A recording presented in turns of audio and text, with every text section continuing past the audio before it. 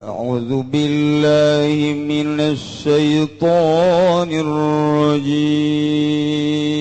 بسم الله الرحمن الرحيم اللهم صل على سيدنا محمد وعلى آل سيدنا Muhammad. Di forum sakitu nanya anu kajawab kabeh wali mah nanya seetik ketil aing mah nanya bae 2 pertanyaan naon geus mah ulah nanya geus mah hina pan ai wali mah tilok make jas hina gitu kadeulina nu make jas mah pedagang tah pedagang jas ieu teh jadi eta wali mah nanya 2 ieu nya cepet nanya naon lamun kajawab aing dik guguru ka sia je atuh kajawab teu kajawab je jai mah moal anu teu kajawab jak kira teh aing teh gugur bae sih aing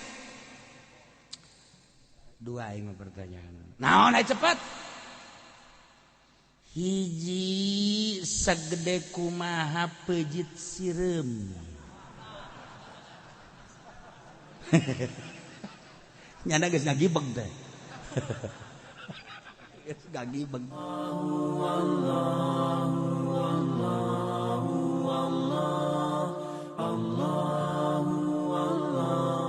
أعوذ بالله من الشيطان الرجيم وما كان استغفار إبراهيم لأبيه إلا عن موعدة وعدها إياه فلما تبين له أنه عدو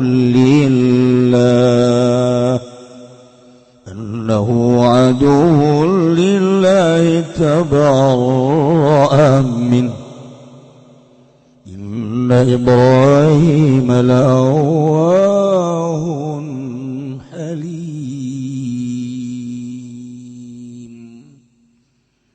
والله أعلم بمراده وما كان استغفار إبراهيم ولا نورنا apa maca istighfar jaluk pangampura Ibrahim kangjeng Nabi Ibrahim li abihi kadue bapana Ibrahim illa ngingam mau'idatin iku tetep saking perjanjian wa'adaha iya kangajangikeun ya Ibrahim ha ing mau'idah ya ing ya abi biqaulihi kalawan ucapan kangjeng Nabi Ibrahim astaghfirulaka rabbi besok bakal jaduk pangampura ingsun laka kadue sira ing pangeran ingsun raja yuslim kana arah ngarep-ngarep yen ta manjing Islam ya abi falamma tambayyana lahum maka samang-samang sanarimanya takada Ibrahim panahu satuhuna abi adu lillah iku musuh kadue Allah bimautihi alal kufri kalawan maut abi ngatasi kufur tabarra'a minhum maka nalimalu barya kangjeng Nabi Ibrahim minhu saking abi wa tarakal istighfar lahu lan ninggal ya Ibrahim ing jaluk pangampura lahu kadue abi inna Ibrahim ing satuhuna kangjeng Nabi Ibrahim la'awahun iku yaktikang akeh DP kasiru tadarru'i wa du'a tegese akeh DP nelang ngadoa halimun turiku kang aris saburun alal adza tegese kang sanget tahan uji nge alal adza ingat sepilara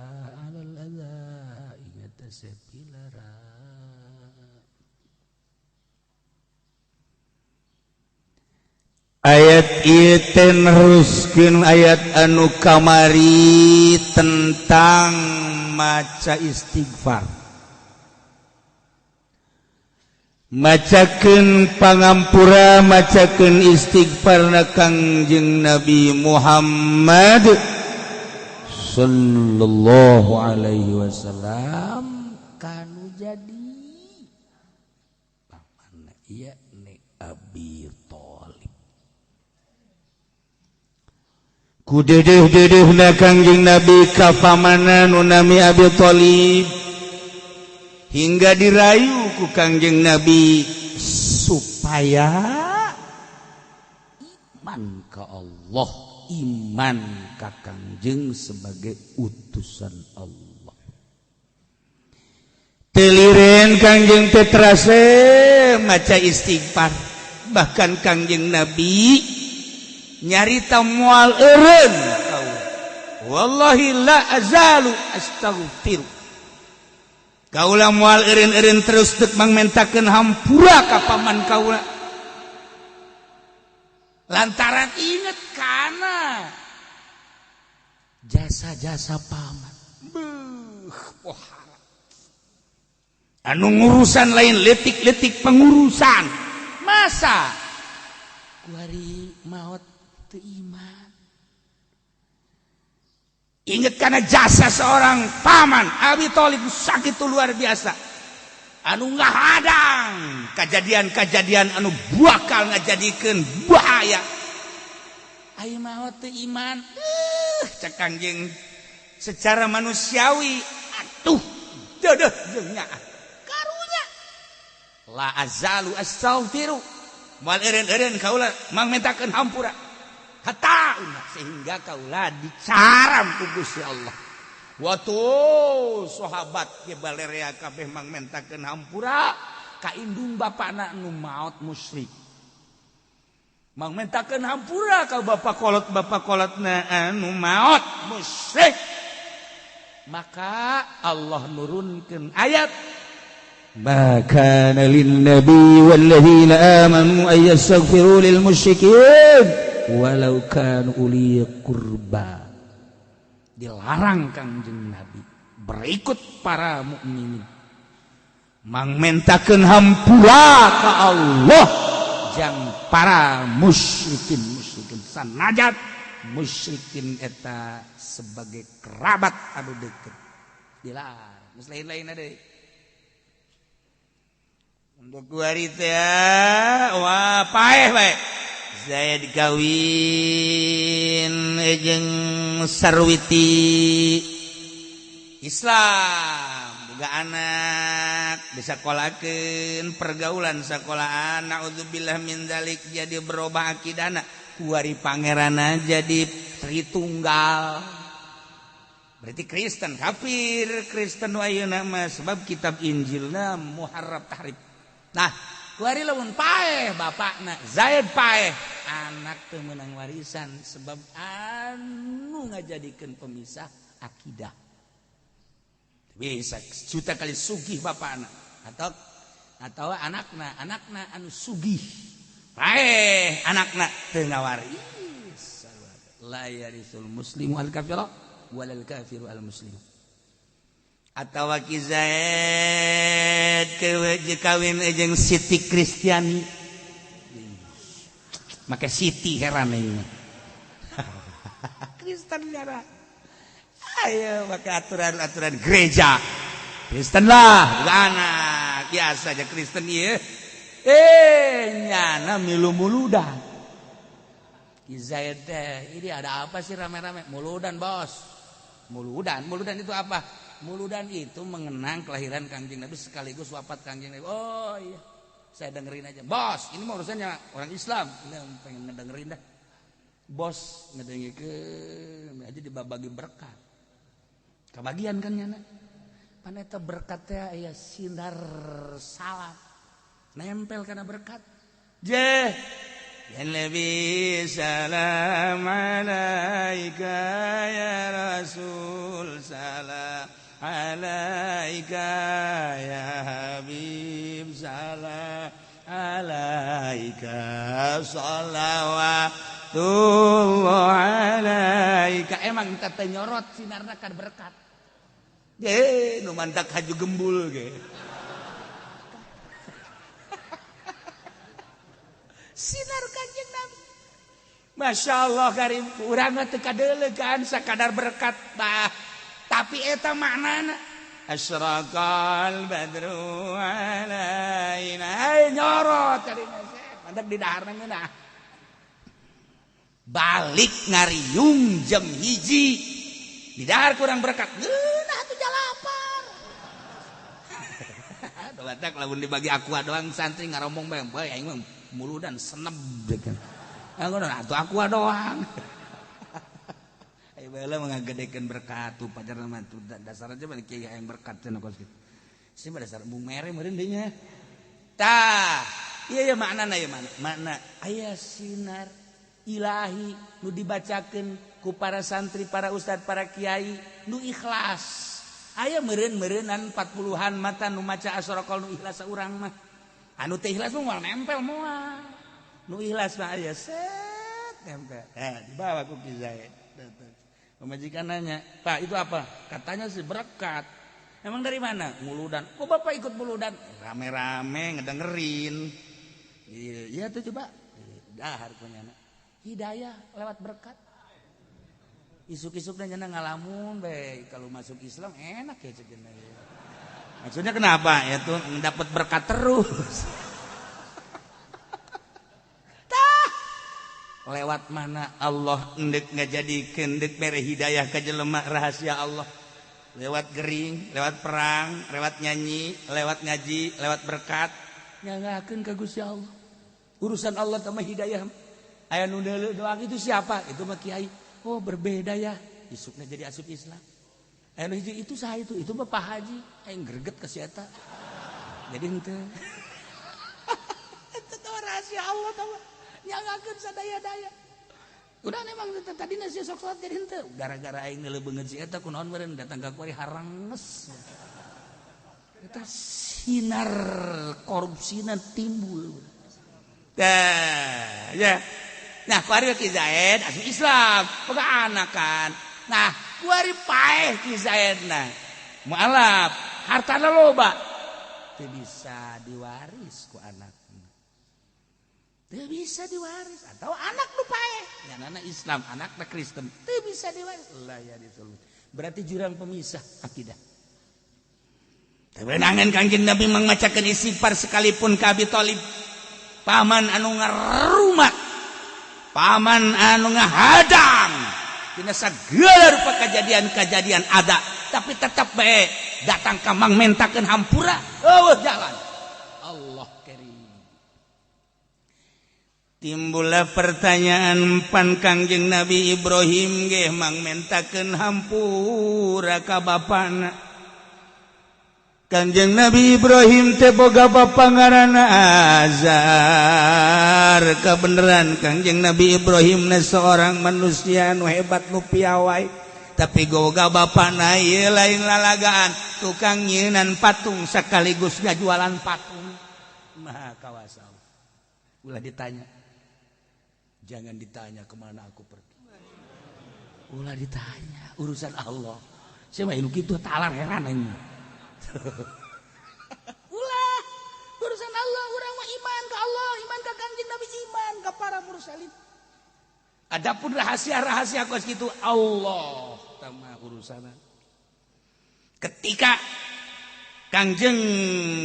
Firaun kasienan digantian kerajaan anak dengan tabiran-tabiran ahli sihir, diputus ku Firaun, bodoh orok laki-laki bodoh.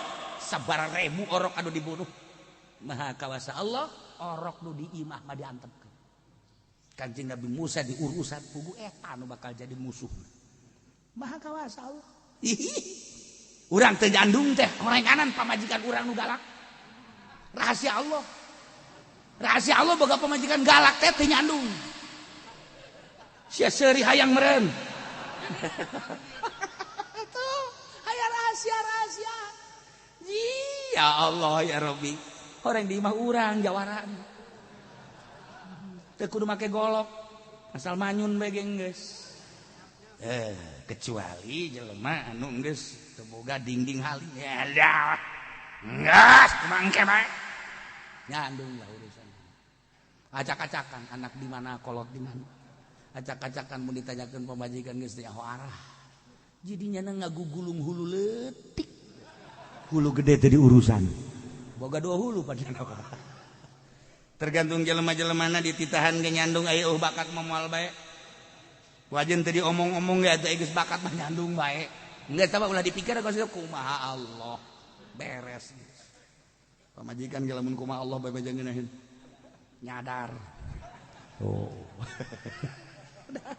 Kanjeng Nabi Ibrahim boga bapak Kanjeng Nabi Ibrahim nu lain lalagaan sampai dipuat ku hari dina sholawat Ibrahimiyah tapi boga bapak tukang nyinan patung jualan patung Allah karim azar ngaran Kanjeng Nabi Ibrahim teh terus ngajakan kanu jadi bapak tapi bapakna tetep bae kekeh dina kayakinanana Kanjeng Nabi Ibrahim temang mentakeun hampura ka Gusti Allah dengan bahasa perjanjian astagfirullah rabbi Gusti abdi teh bade nyuhunkeun pangampura kanggo rama abdi Gusti roja ayuslima dengan harapan supaya asup Islam bapak abdi teh boga harapan supaya bapak asup Islam Gusti nyeri meureun di akhirat teh ketika para mursalin aya di sorga ketika para nabiin aya di sorga ketika para aulia Allah aya di sorga ketika para solihin jeung mukminat aya di sorga bapa di dieu aya di neraka endeuh teu sedih kumaha Gusti astaghfirullah rabbi raja'a muslim mang mentakeun hampuralah Kangjeng Nabi Ibrahim teh maca istighfar Gusti abdi teh nyuhunkeun pangampura kanggo rama abdi nami azar teh anu ngajadikeun kana sabab ayana abdi supaya abdi ulah dibere sedih jaga di akhirat ketika jelema-jelema digariring ka sorga abdi teh hayang we sareuneuh saigal jeung bapa mentakeun hampura nah ieu nu tadi teh Kanjeng dicaram mentakeun hampura ka Abi Thalib sahabat dilarang mentakeun hampura ka para karun-karuhuna nu maot musyrik kok Kanjeng Nabi Ibrahim teh maca atuh aya perbedaan maka dijawab ku Gusti Allah wa ma kana istighfar Ibrahim li abi Allah alam bimuradi teu aya maca istighfar namang mentakeun hampurana Kanjeng Nabi Ibrahim li abihi ka bapana nami Azar teh eta teh lain samata-mata sakadar macakeun hampura mang mentakeun hampura tapi eta manu timbulna illa mau'idati wa'adaha iya tepati-pati maca istighfar kecuali timbul tina perjanjian anu dijanjikeun ku Kangjeng Nabi Ibrahim ka bapana dina bahasa Arab mah beda amun kurang ditaliti ku urang bakalna berbeda ngamarjaikeun domir ieu teh anu janji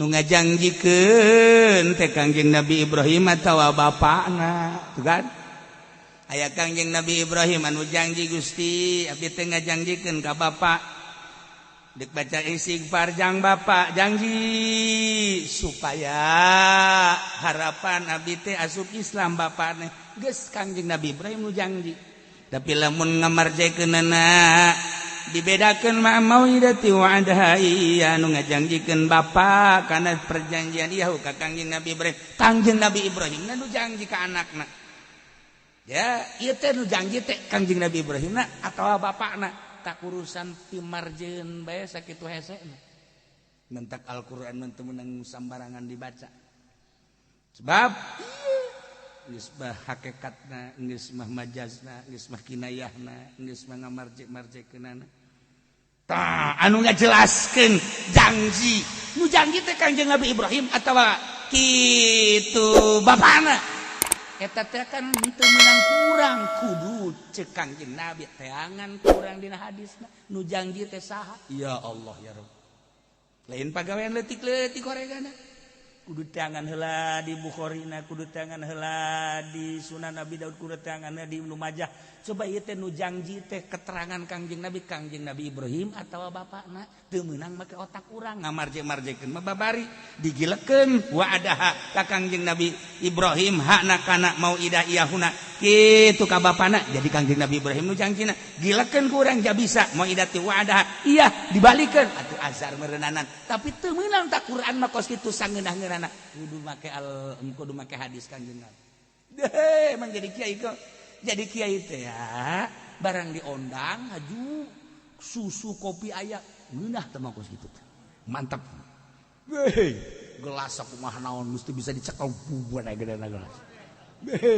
kiai pohara teh mah ai ke di kitu-kitu mah babari tah pelebah ieu hadis teh sahih apa dhaif saha ieu rawina masyaallah karim kemudian ieu teh di Bukhari tisaha jeung tisaha-tisahanaan sahaan saha ya Allah ya retah lamun ditanyakeun eta bae kakarak aing asa lain jadi kiai kamari mah keur ngariung asa bos aing asa jadi kiai asa jadi mama komo dibuya-buya mah betul kiai aja pendek betul ini makar ya waduh tuh kan ya Allah ketika ditanya masalah teu kajawab aletik jadi jelema masyaallah karim nah ieu hese keur carita hese we gola teh bisa ieu carita mun ditanyakeun coba teu bisa teh eta hese ya Allah ya Rabb hiji jelema jago jasa dina urusan hadis Kangjeng Nabi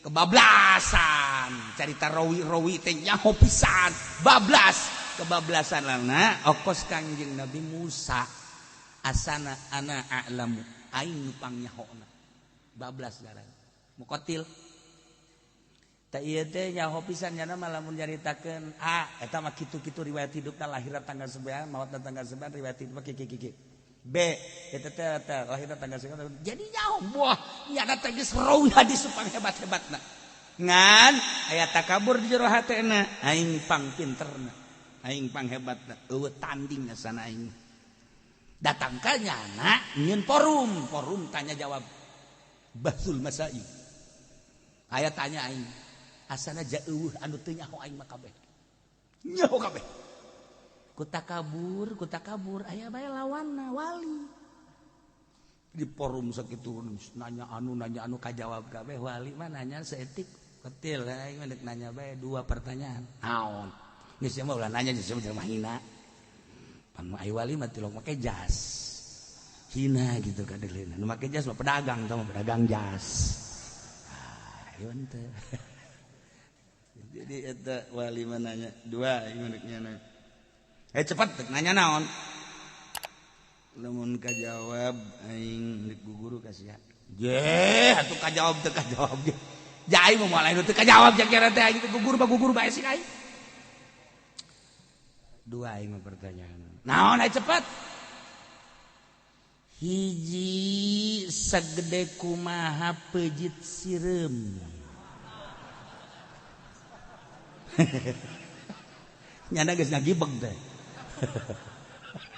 geus ngagibeg kadua naon nyana ge leutik aing kadua naon kadua waktu Kangjeng Nabi Adam dititah munggah haji ku Gusti Allah sorangan bae nu nyukur tahalulna saha teu bisa ngajawabnya oge sakian aja aya tah jawab Gus ya jawab wali atuh masyaallah teh sambaran ayo coba amun sia jaho eta pejit sireum saha nu nyaritakeunana mun Kangjeng Nabi hadis taon lamun sahabat saha lamun wali saha ayo aing mau ka indit di dieu heulanan ulama ke otak sia tapi make riwayat nomor kedua nunyukuran tahalul kanjeng Nabi Adam can aya sasanya lamun gak haji harita saha nunyukuran anak cepat sia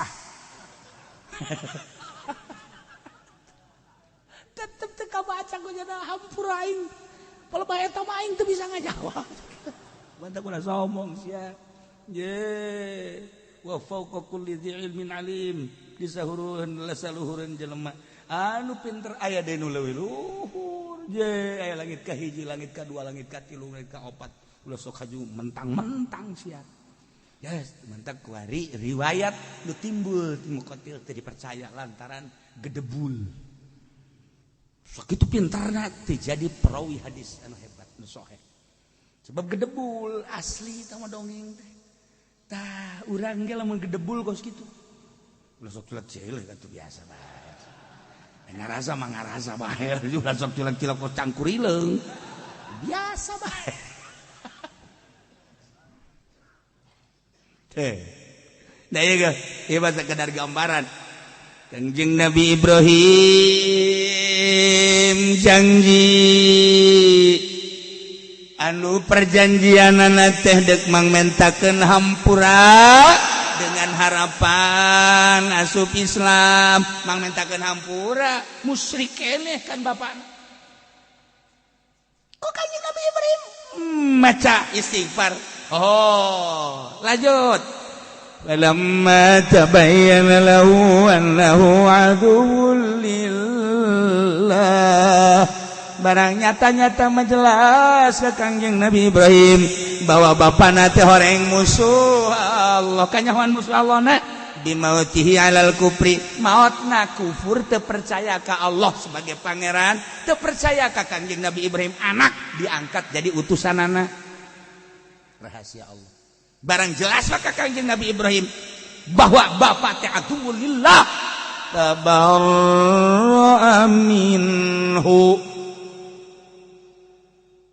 tabarro'a merdeka Kanjeng Nabi bebas Kanjeng Nabi Ibrahim lubar Kanjeng Nabi Ibrahim henteu maca istighfar wa carakal istighfar embung mangmentakeun hampura Kanjeng Nabi Ibrahim henteu tuh jadi eta Kanjeng Nabi Ibrahim teh teu apaleun bahwa kang bapana bakal mautna kitu musyrik can aya perintah ti Allah tanda-tanda mah geus apaleun Kanjeng Nabi Ibrahim teh bapa teh jadi kieu cuman kulantaran can aya instruksi ti Gusti Allah nyanggakeun ka Gusti Allah kan aya rasul mah kumaha wahyu can aya wahyu sanajan tanda zahir nama kos kitu aya can aya wahyu jaloba jelema teh anu dikir hirup nama kafir tapi maut nama muslim ambalaya jutaan manusia dibalikeun aya anu keur hirupna mukmin naudzubillah min zalik mautna jadi kafir naudzubillah min zalik wa min zalik rahasia Allah jaloba jelema anu keur masa hirupna teu kapanggih jeung Kanjeng Nabi atuh kunaon barang sakaratil maut dilayadna ku Kanjeng Nabi ribuan jutaan manusia eta dijelaskeun dina kitab Fatawi hadis ya jutaan mukmin nu sering maca sholawat teu daekeun kapanggih ngimpi komo yakzoh mah tapi ketika nyana sakaratil maut dilayad hanya dirina nu nyaho assalamualaikum waalaikumsalam saya ieu anu sok disolawat Muhammad nyana senyum urang teu ngarti senyumna nyana horenganan keur ngobrol jeung Kanjeng Nabi lain hiji lain ratus lain ribu jutaan mukmin masya Allah karim nu mantak ulah eureun-eureun ge maca sholawat harapan urang geus bae panungtungan eta bae teh jak hirup urang mah kos kieu ambalaya rahasia Allah anu maot di leuweung anu maot di laut anu maot di sumur anu ku tsunami anu ku gempa eta teh Kanjeng Nabi ngalayan deuk sakarat deuk kumaha teh mah urusanna teh mah rahasia ih kurang kadeuna na tsunami dagang sumur horenganan ketika rek sakaratna Kanjeng datang deuk kumaha coba masya Allah tak eta lah rahasia Allah teu bisa nyaritakeun hanya sebagian hamba-hamba Allah nu dibere nyaho ge teu meunang diomongkeun terus suku kula didongengkeun kamari keur haol anu tukang adu kotok teh aduh anu jadi piwalieun kan kadeleku mama oh jadi mah piwalieun tukang ngadu kotok di beat ai kiai teu di beat geus bae Banjari riweuh banyak tukang adu kotok di beat torekat. Heran aing mah. Isuk-isuk kieuan bae isuk-isuk ngajantur kotok. Jadi ahli torekat. Ari anu nyeklan tasbih bae nyeklan kitab teh di beat-beat.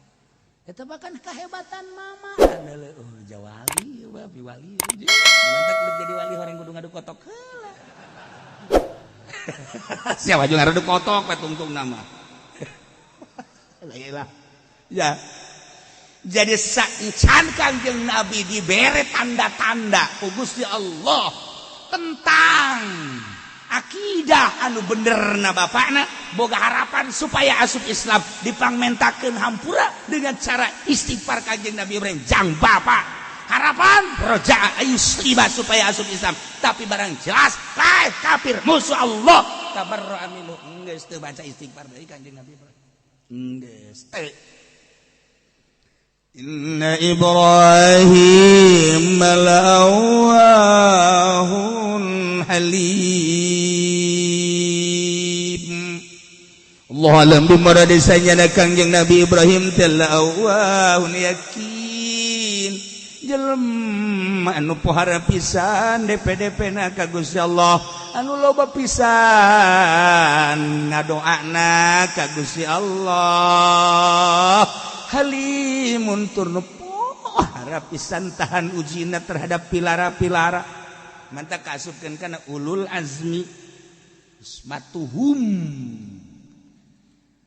paling dijaga adalah para anbiya maksum ngan di antara maksum aya nu berpangkat ulul azmi nomor kahiji Kangjeng Nabi urang Kangjeng Nabi Muhammad sallallahu alaihi wasallam kadua Kangjeng Nabi Ibrahim alaihissalam Kangjeng Nabi Musa Kangjeng Nabi Isa eta ulul azmi jelema anu boga predikat nomor 1 rajaning raja dina urusan akidah kepasrahan ka Gusti Allah Subhanahu wa taala ieu Kangjeng Nabi Ibrahim ulul azmi matak di dieu jelaskeun la'awahun halim anu pohara pisan tadarruna anu pohara pisan ngadoana anu pohara pisan dumadeus da ka Gusti Allah atur anu pohara pisan nahan pilarangna Kangjeng Nabi Ibrahim atuh moal aya tanding kumaha ge kos Kangjeng Nabi urang nyaritakeun fakir saha nu leuwih fakir ti Kangjeng Nabi nyaritakeun miskin saha nu leuwih miskin ti patan Kangjeng Nabi nu mataca Kangjeng Nabi cintailah fakir orang yang mencintai fakir adalah sama dengan mencintai saya sebab tidak ada yang lebih fakir kecuali saya cintailah miskin sebab saya dilahirkan oleh Allah menjadi orang miskin orang yang cinta miskin berarti cinta kepada saya mana orang yang lebih miskin daripada saya urang mah dibere embung tah diuk jeung nu fakir miskin teh bau hayangna jeung bupati begitu bangga urang lamun diuk jeung bupati jeung gubernur jeung polisi puguh deuk nangkep jeung teh urang mah itu bangga jeung fakir embung ya Allah ya Rabbi aya naon di diri urang sehingga urang teh teresep ka fakir teresep ka miskin mantap Kangjeng Nabi wa yuhibbul fuqara wal masakin wa yajlisu ma'ahum Kangjeng Nabi geus dikitu-kitu ge tetep bae teu hayang bae sebab naon sebab nu fakir bae jeung nu miskin deukna mentak urangna boga karakter embung dipenta hayangna dibere bae urangna boga karakter hayang dibere mun boga karakter kos kitu coba kuari nurutan Kangjeng Nabi Ibrahim kos kitu teh embung dibere hayang mere adapun dibere masalah tapi embung dibere ngan hayangna mere nu mantap Kangjeng Nabi Kangjeng Nabi Ibrahim nyieun pos-pos paranti jelema anu singgah deuk dagang deuk ziarah deuk silaturahim nyieun pos didinya besi kapetingan tah tempat ngendongna besi hayang dahar tah dahareunana jeung ngalayanana ya Allah ya Rabbi pohara Kangjeng Nabi Ibrahim pohara moal aya pangbarahanna sadunya iwal ti Kangjeng Nabi Ibrahim barahan dongeng mah babari jasa urang mah barahan boro-boro ka batur ka pamajikan bahasa datang ka pamajikan minta cai Kunaon salaki teu daek barahan. Berarti pelitnya sebenarnya. Tuh, cak mamang teh coba saha salakina besi sia. Anak pelit teh urang ka wara ka pamajikan ka anak ka incu. Jang naon teh. Ni ulah maka ka batur lah ka pamajikan bae lah. Dah, pamajikan mah teh tah. Pamajikan teh ayo sia diloloh ku ai. Menang sabulan teh ai anting kula ka mana? Dijual. Eta pake oh jalan tuh atuh pecang macam moal eleh. Pecang mah otakna bau pohara. Kangjeng Nabi Ibrahim kacaritakeun jaga di akhirat hadis anu diriwayatkeun ti Abi Hurairah ti Kangjeng Nabi Muhammad sallallahu alaihi wasallam jaga di akhirat Kangjeng Nabi Ibrahim yalqa alaihi salam abahu azar pendak jeung bapa yaumul qiyamah wajah bapakna teh geuneuk kedaul sinaran mangkerut anu luar biasa kadeus sedih jeung prihatinna katembong ku Kangjeng Nabi Ibrahim bapak teh ieu teh geus ahlung lain boga keyakinan bakal diseret ka neraka kapanggih jeung Kangjeng Nabi Ibrahim nangkep biasa cek Kangjeng Nabi Ibrahim ieu kurasa mana teh anak aing khairu ibdin pang bagus-bagus anak malayangan sia aju begitu atuh geus deui ja aing nyaho bawa sia teh hebat geus aing bawa ka ditu ka pangeran coba deuk dikumahakeun ayo dibawa ku Kangjeng Nabi Ibrahim bapak teh ka Allah diusulkeun ya Rabb hadza abi Gusti ieu teh bapak abdi abdi teh aya sebab bapak abdi ieu bapak abdi annaka wa'adtani alla tukhziyani yauma yub'atsun Gusti teh kapan janji Tuhan teh Gusti janji ka abdi moal nyedihkeun ka abdi jaga yauma yub'atsun di poe kiamat ayeuna poe kiamat teh payu khizin azab min abil abad mana kesedihan anu paling sedih deui tibatan jauh jeung bapak ieu teh bapak teh dibawa ku abdi teh ka Gusti ku sebab abdi teh embung sedih lantaran bayangkeun heulanan ieu mah Gusti abdi ka sorga bapak ka neraka abdi mah seserian di sorga jeung ahli-ahli sorga bapak mah kekerlekan di neraka pang sedih-sedihna eueuh deui tibatan min abil abad nyangakeun sadaya-daya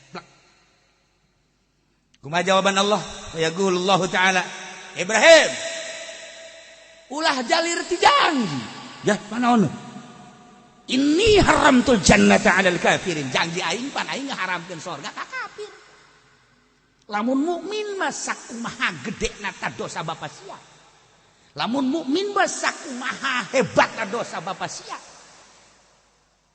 dunia penuh ku dosa bapa sia kabeh nyundul datang ka langit tapi iman sia ka aing ta bapa sia jeung ka sia enggas dosa naonan sorga tapi kulantaran aing janji sorga aing mah moal dibikeun jeung jelema kafir ini haramtul jannata 'alal kafirin eta janji aing Gusti atuh geus kieu mah kumaha henteu kumaha aju kumaha teh ya Ibrahim matah tarijlaik naon anu aya di handapeun suku sia coba adalah barang di dulu horeganan aya binatang wah nunduk yang kerem ka Kangjeng Nabi Ibrahim idzan huwa bi tubadiyahun mutalattihun ieu kromo dan luar biasa ijid Kangjeng gambaran bapa maneh teh asli nama tah ijideun sia jadi urang teh lamun dibere dibukakeun hijab ku Gusti Allah jalu munafik urang dibukakan hijab ku Gusti Allah nyeuleuh kafir urang dibukakan hijab ku Gusti Allah nyeuleuh musyrik eta teh sarua jeung jelema nu pangjore-jorana koromod boro-boro deukeut urang jauh ge urang hayang ditimpahan bae nu matak timbul rasa hayang perang teh ka kafir lantaran ku koromod-koromod itu urang mah di bos-bos kan bos siap bos sepatu tuh bersihin dulu ya oke bos berangkat bos Nah, ini waktu sholat saya masuk. Jangan sholat dulu. Iya bos, oke bos. Kurang madak tinggalkan sholat. Lantaran buka deleuna kasep si bos aku mau bosna si inci mah. Duirna berembir mer. Nah, lantaran teu boga pandangan batin, lamun boga pandangan batin, bos teh poromo jore izin. Urang deuleu anjing teh izin, deuleu babi teh izin, leuwih tibatan babi. Dia kubata perang aja coba. Lamun memang pandangan orang model kos kitu. Nah, Kanjeng Nabi Ibrahim ti bere dedeulean ku Kanjeng Nabi izin padahal bapana teh padahal bapata teh. Ngatak dicekal ku Kanjeng Nabi Ibrahim. Ayo kadu bi qaimihi ayo ka pinar langsung dicekal ku Kanjeng ku izin-izinna. Sangga izin barangkeun ka neraka horeng bapa. Nu nganarakakeun bapana teh Kanjeng Nabi Ibrahim sorangan lempek dedeulean lain jelema. Ya atuh urang ge lamun neuleuh pamajikan urang lain tuh siamaan haju bae kan. Nah iyalah. Jadi dedeulean Kanjeng Nabi Ibrahim na diaslikeun ku Gusti Allah. Bapa sia teh kadeleuna bapa. Ya nu aslina. Teu kudu ku Allah, teu kudu ku malaikat zabaniyah. Seret ku Kanjeng Nabi Ibrahim sorangan kujubar bae. Ditanya, "Ibrahim, eta teh bapa?" Tapi kok dibawa lain bapa kadeleuna ku aing. Masyaallah. Urang teh lamun keur nampilingan anak ceger teu daek salat, teu daek ngaji teh lain anak kadeleuna. Eta teh moal daek urang lamun anak urang kadeleuna anak mah nampilingan anak. Mari batak ditampilingan ge ku urang teh. Aju bapa anakna nampilingan kolot deui. Wah. Orenganan anak neuleuh bapa lain bapa. Dasar pagawean sia sama kos kitu. Nah, robahkeun coba teh urang make cacaang. Sakumaha caangna Kangjeng Nabi Ibrahim alaihis. Mudah-mudahan urang dibere teger hate urang, iman urang, akidah urang, iman urang ka Allah nu yakin, iman urang ka Kangjeng Nabi Muhammad nu yakin, iman urang ti mimiti fi dunya ila yaumil qiyamah. Amin ya rabbal